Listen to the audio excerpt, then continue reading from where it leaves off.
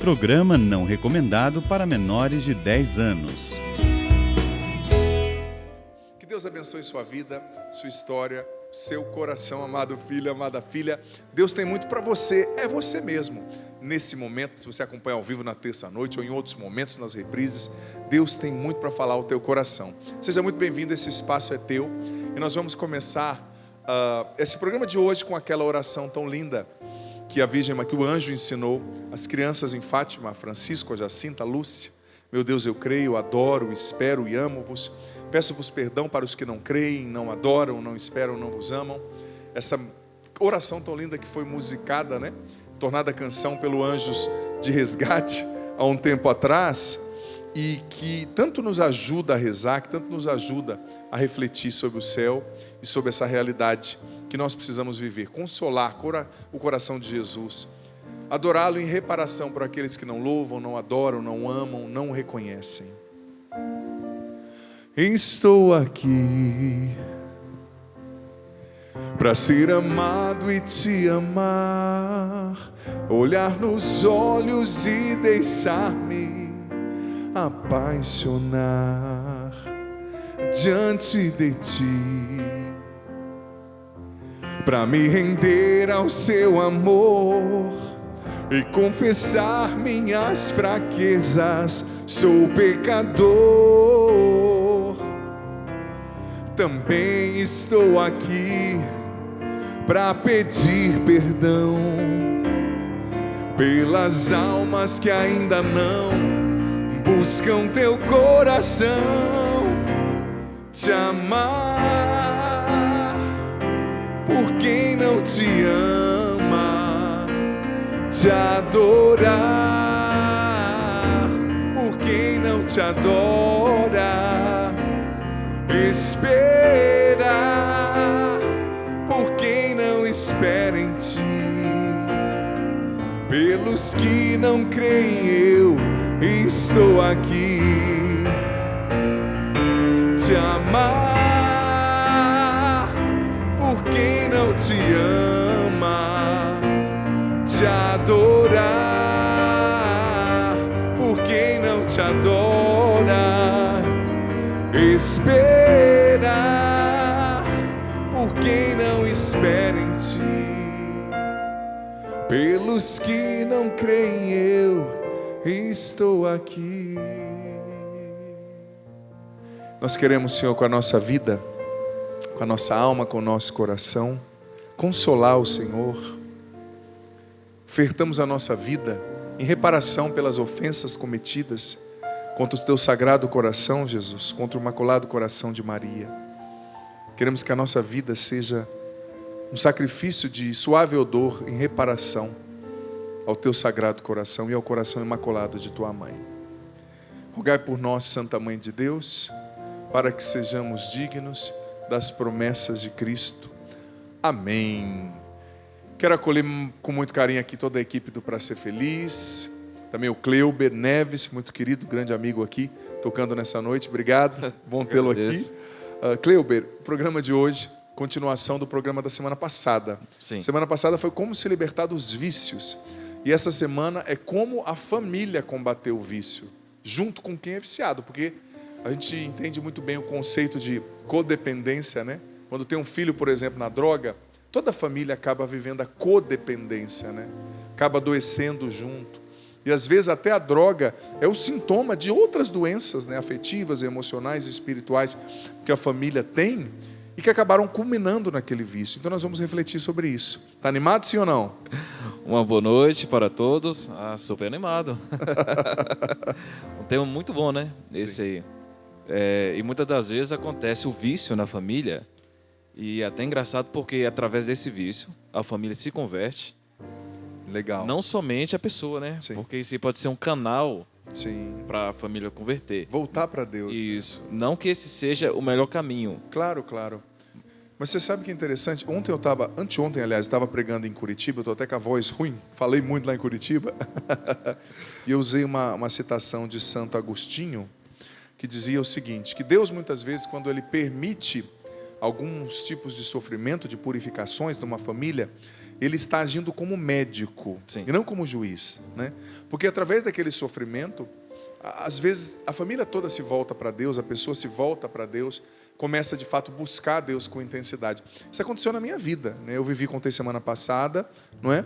E acabei contei semana passada e contei várias vezes na Canção Nova. Eu fui um jovem viciado e eu percebo que através do meu vício, da minha libertação, óbvio que eu não me entreguei ao vício, Jesus me alcançou e me libertou, toda a minha família veio para Deus, toda a minha família viveu um processo de conversão. E de fato isso que você falou acontecer. Sem você saber, você falou o ponto-chave.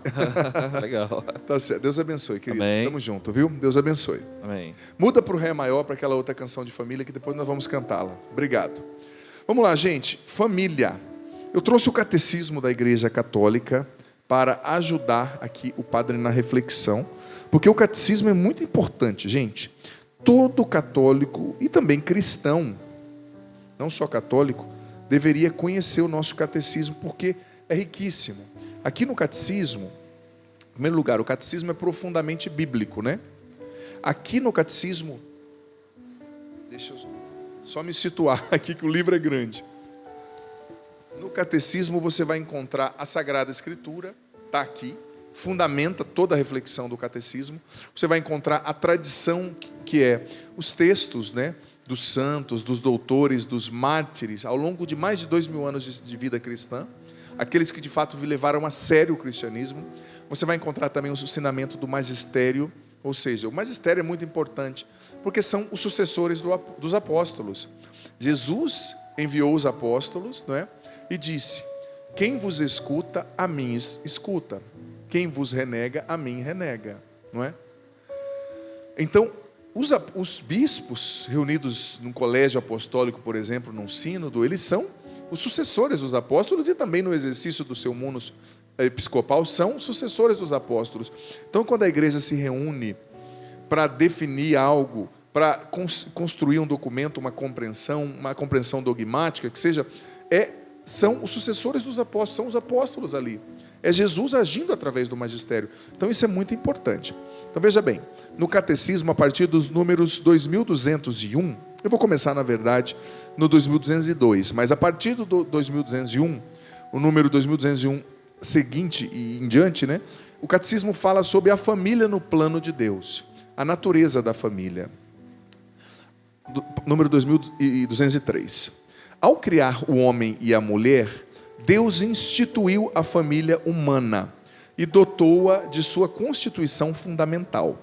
Seus membros são pessoas iguais em dignidade, né?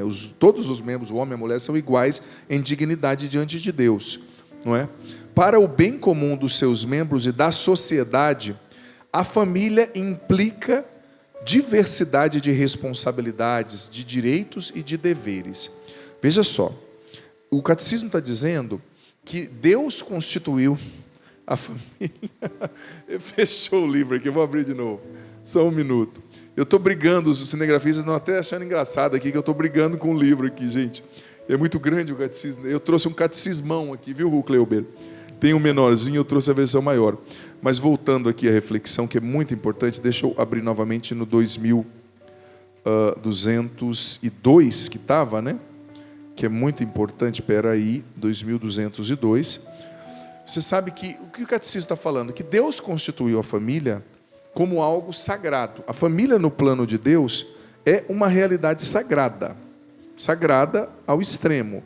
E Deus constituiu o homem e a mulher para que eles vivam em família, para que eles sejam família. Sabe? E que cada um dentro desse organismo vivo que é a família tem deveres, tem responsabilidades, mas que a família é projeto de Deus. Nós acabamos de ler aqui. A família é projeto de Deus, é sonho de Deus, é plano de Deus. E porque a família é plano de Deus, é sonho de Deus, o inimigo odeia a família. A irmã Lúcia disse nas suas memórias, né, antes de falecer, que o último combate final seria contra a família, do demônio. O demônio odeia a família. Em primeiro lugar, o demônio não pode atingir Deus.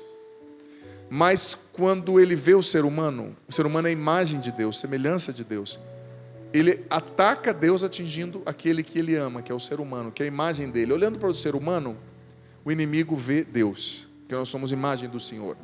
E olhando para a família, o inimigo vê a Trindade, porque é uma manifestação da Santíssima Trindade, né?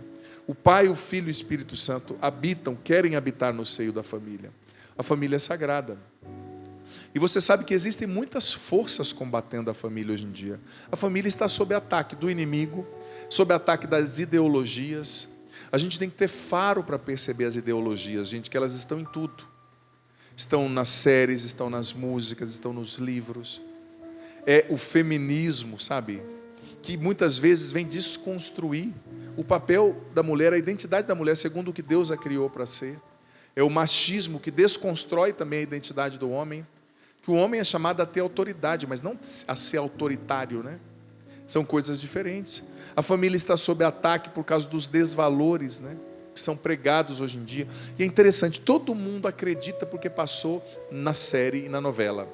Ah, mas na Bíblia, não precisa ser assim. As pessoas acreditam piamente no que parece nas séries e nas novelas. Mas o que está na Bíblia, o que está na doutrina da igreja, está ultrapassado, né, padre? A Bíblia, a palavra de Deus nunca vai ficar ultrapassada. Nunca. Eu e você ficamos ultrapassados. A Bíblia não. O mandamento de Deus não, filho, filha. Sabe? A gente precisa entender que a família é sagrada. E por isso que o inimigo odeia tanto a família. E a sua família está sob ataque. Como eu disse, são as ideologias, é o feminismo crescente. Que o feminismo, enquanto ele era compreendido como uma luta pelo direito das mulheres trabalharem, ele é maravilhoso. O problema é quando ele começou a tornar, sabe, as mulheres, tirá-las da sua identidade, segundo o que Deus as criou, e a fazê-las combater, não o preconceito, mas o homem. Você precisa combater o preconceito, as desigualdades, mas não combater a pessoa. O feminismo não pode ser um ódio contra o homem, né? Não pode ser a misandria, né? Misós andrós do grego, quer dizer o ódio contra o masculino, né? Porque às vezes a pessoa querendo defender um direito, eu respeito as mulheres que foram feridas, machucadas, eu as entendo e rezo por elas, mas não se torne o que te feriu, né?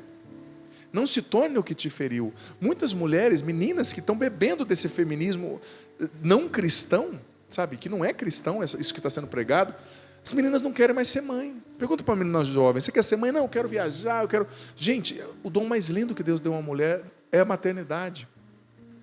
O dom mais lindo que Deus deu a um ser humano é ser família, é constituir família. Não tenham medo de constituir família, de casar, de ter filhos. Deus vai abençoar a sua generosidade de ter filho e vai te cuidar, te guardar, providenciar o que você precisa. Sabe, porque essa é a natureza da família. Está escrito aqui no número anterior do catecismo que, olha, a comunidade conjugal está fundada no consentimento dos esposos, número 2201. O casamento e a família estão ordenados para o bem dos esposos, claro, eles precisam viver felizes, precisam se dar bem e cuidar um do outro, se amar. E isso não quer dizer que não vai ter problema, não vai ter chatice de um lado do outro, problema como um vício. Mas eles precisam procriar, né? Está orientado à procriação, ter filhos e à educação dos filhos. A finalidade está aqui no Catecismo, 2201. A procriação, o bem dos esposos e a educação dos filhos, né? Então a família é uma bênção. Sabe, olha só, o número 2204 aqui do Catecismo. Diz o seguinte: a família cristã oferece uma revelação e uma realização específica da comunhão eclesial, que também por esse motivo se pode e se deve chamar de igreja doméstica. É uma comunidade de fé, de esperança, de amor. Na igreja ela tem importância singular. Olha só, a família é uma igreja doméstica. E como que a família combate o vício? A família que é tão importante, que é projeto de Deus, né? Como que a família combate o vício?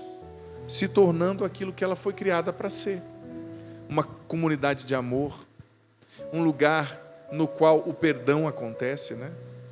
O Papa Francisco escreveu numa das suas encíclicas que a família é o lugar do perdão, da aprendizagem do perdão, né? A família precisa se tornar o que é, um lugar de oração. Um lugar, não é que todo mundo é perfeito, que ninguém tem defeito, é difícil educar filho, marido tem mania, às vezes é chato, às vezes a esposa tem um temperamento difícil, tem gente, que tem um temperamento difícil, é uma provação conviver com certas pessoas, né? Talvez você casou com um esposo é uma provação para você conviver com ele, porque ele é difícil, mas olha, casamento é sério, não é descartável, né? Ah, eu não quero mais. Não, você casou, filha. É a tua família. A família precisa se tornar a bênção que ela foi criada para ser, dizia São João Paulo II, na Familiares Consórcio, né? A família precisa se tornar a bênção que ela foi criada para ser. Sabe? É assim que a família vai combater o vício de um dos membros. O vício da droga, o vício da prostituição, o vício do jogo, o vício eletrônico, né, que acontece muito entre os nossos jovens, a ansiedade, talvez alguém na sua família está sofrendo de ansiedade e depressão, com tendência suicida. A família precisa se unir, se tornar a bênção que ela foi criada para ser, um lugar de amor, de esperança, no qual se perdoa, no qual se convive, se conversa, no qual se reza. É importantíssimo, filho, filha, que as famílias tenham o seu oratório. Por exemplo, olha que imagem linda de Nossa Senhora aqui. Um abraço aos irmãos do Artesanato Costa, que nos deram essa imagem linda. A Áurea, por exemplo, a Áurea do Artesanato Costa, que nos deu essa imagem. Um abraço, Áurea. Olha só, a família precisa ter um cantinho no qual tem uma imagem de Nossa Senhora, no qual tem a Bíblia, no qual tem uma vela que se acende para rezar. A família precisa rezar o terço juntos. E a família precisa enfrentar os problemas juntos, gente. Família não é assim, eu tenho um problema, tem pai que é assim, eu tenho um problema e eu me isolo no meu quarto. Está errado. Família precisa enfrentar o problema junto. O alcoolismo do pai é o alcoolismo de todo mundo, direto ou indiretamente, porque afeta todo mundo. Então a família precisa se unir para rezar no oratório, rezar o terço junto. A família precisa viver a virtude teologal da esperança junto. Você lembra que o padre acabou de ler no número 2204? Família é o lugar da aprendizagem da virtude teologal da esperança, ou seja, você tem que olhar além do problema, você tem que olhar com os olhos da fé. Às vezes, humanamente, tudo está perdido, mas você tem que olhar com os olhos da fé e acreditar. Gente, quando eu fui um drogado na minha adolescência, eu louvo a Deus porque existiram pessoas que acreditaram em mim, sobretudo a minha mãe, acreditaram em mim quando eu não acreditava. Eu escrevi isso no livro A Cura da Alma Feminina, que é um livro de cura interior para as mulheres. Fiz um poema para minha mãe, dizendo que quando eu não acreditei em mim, ela acreditou. E outras pessoas da igreja que me ajudaram tanto no início. Então a família precisa se reunir, continuar acreditando naquele filho que está dando trabalho. O filho que está dando trabalho não é problema da mãe, é problema da família, de todos. A família precisa se unir para combater junto o vício em oração, em esperança, vendo a partir de Deus, acreditando em amor. O amor não desiste, está escrito na primeira carta de São Paulo aos Coríntios capítulo 13, o amor é paciente, o amor, enfrenta o que precisa ser enfrentado. A família também é um lugar de aprendizagem da fé. A gente precisa aprender a crer junto, sabe? É tão difícil quando uma família enfrenta uma provação juntos, mas é tão lindo quando a família supera junto, né? A família cresce em fé. Eu lembro quando meu pai, por exemplo, teve câncer, muitos anos atrás, todo mundo ficou abalado, né? Meu pai, uma pessoa muito animada, muito cheia de vida. E eu lembro que meu pai, internado no hospital, fez a cirurgia e nós nos reunimos em casa. Meu cunhado, minha sobrinha, minha irmã, minha mãe, para fazer aquela oração do Cerco de Jericó, que é uma oração grande, né? E rezamos juntos até tarde. Toda a família se uniu em oração. E depois toda a família, eu estava em casa, né? Eu pedi na época uns dias para estar lá, junto dos meus. Nós sofremos do lado do meu pai a recuperação, estivemos do lado, acompanhamos quando vinha um profissional aplicar uma fisioterapia específica. A família enfrentou junto. Agora tem gente, me perdoa, que não tem resiliência nenhuma, não tem fé, não sabe carregar a cruz, vem o problema, foge. Não é fácil lidar com um pai viciado, com uma mãe doente, com uma esposa problemática, que tem depressão, que tem um monte de enfermidade, mas enfrenta junto. Família tem que permanecer unida na provação. Família tem que permanecer unida no momento difícil. Família tem que permanecer unida em oração. Em oração. É assim que a gente enfrenta as batalhas. Lute para a sua família ser a bênção que Deus a criou para ser, sabe? Lute para manter o oratório lá, o lugar de oração. E chame o seu filho pequenininho para rezar lá com você. Gente, a fé precisa ser ensinada. A fé precisa ser partilhada. A fé precisa ser comunicada, sabe? Não é algo automático. A gente precisa aprender a comunicar a fé. Isso é muito importante, para que os nossos filhos cresçam nesse ambiente, cresçam entendendo que Deus é poderoso, que para Ele nada é impossível, que Ele é uma prioridade. E em família também, nós precisamos preparar as pessoas para a morte. Isso, se tem alguém em fase terminal, que você, como família, que vocês rezem junto e digam para a pessoa, olha, Deus está te chamando, mais hora ou menos hora você vai partir, mas a gente te ama. Aconselha aquela pessoa a receber os sacramentos, a se confessar, porque não é só para a festa a família, é também para esses momentos. E a família é o lugar no qual as pessoas devem morrer se sentindo amadas, com dignidade, né? Antigamente, as pessoas morriam em casa, né? Não é na frieza de uma UTI, né? E era bonita, era uma morte digna. Mas a família precisa estar do lado daquele que está perecendo. Não tem que fugir. Todos vamos morrer, é uma passagem. E é lindo quando os filhos estão do lado dos pais, ou os pais do lado do filho nesse momento, dando fé, esperança, conforto, fazendo essa pessoa olhar para a vida eterna também. Não é só aqui, né, gente?